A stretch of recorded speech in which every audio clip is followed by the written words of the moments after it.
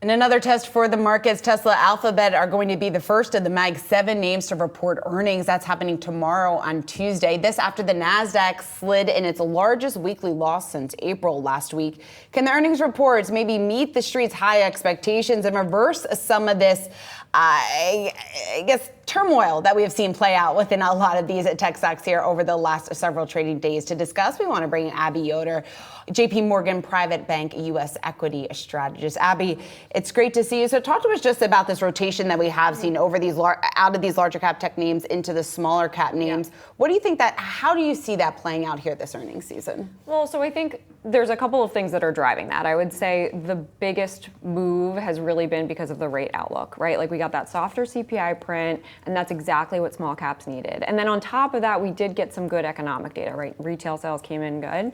I think to your point on what can get it to continue to work is really going to be around earnings season, right? And I think, and this is really like, I think both the rest of the market, so the 493 and then small caps, I think they'll tend to perform the same. And right now there's some angst going into earnings. Like, okay, the Mag 7 have been driving a lot of the earnings growth and the market generally speaking. Are we going to get the prints from the rest of the market this quarter that's going to get that part of the market to start working? And I think it's really important. This is the first quarter in 5 quarters that we're expecting to see the remaining 493 have a positive earnings growth picture, right? So the Mag 7 has really been driving it. This is that point in time where we're actually expecting a inflection to positive. Mm-hmm. And I think you get that. That's when you can see things like the 493 and small caps continue to outperform. Mm-hmm.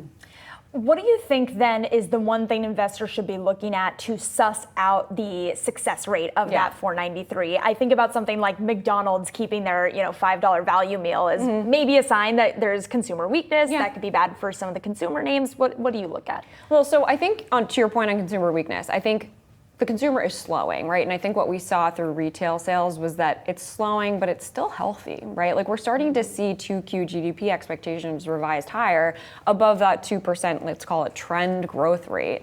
And I think what we need right now is not necessarily from all of these names to beat and raise. We need them to beat and at least maintain, right? Like I think that's really the important thing. And right now, earnings growth expectations for the market are around 9.5%. We would imagine you start to see, we would imagine a beat rate of around 5 to 7% for the market, getting you to around 10 to 11% earnings growth for the quarter. I mean, when it comes to some of that rotation that we have seen in the market, how much of that is because of the underperformance, the expectations for the Fed? Maybe we are going to see this broadening out here this earnings season versus what we're seeing on the political side of things and some of those expectations there. Factor that out for us. I mean, that's the thing. Like over the last 3 weeks, it feels like there have been all of these different things that are causing the market to move, and it's really hard to disentangle them, to your point.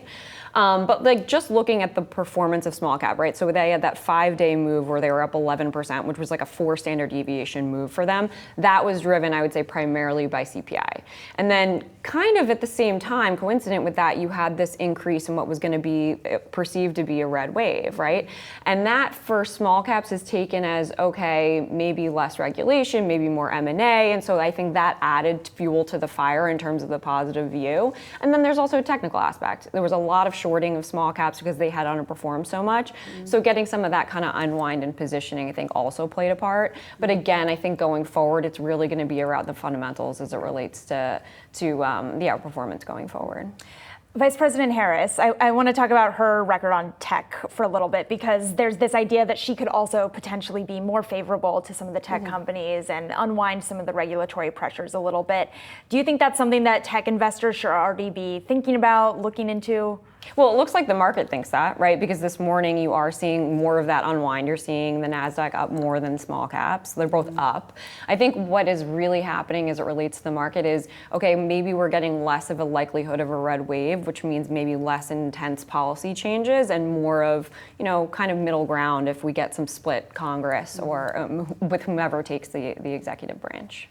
So how are you positioned? How would you advise investors be positioned given all of that uncertainty and kind of given the fact that there are so many unknowns still playing out at this point? Well, I think the last 3 weeks is just indicative of why you want to be steady as you go, right? You want a diversified portfolio across different parts of the market.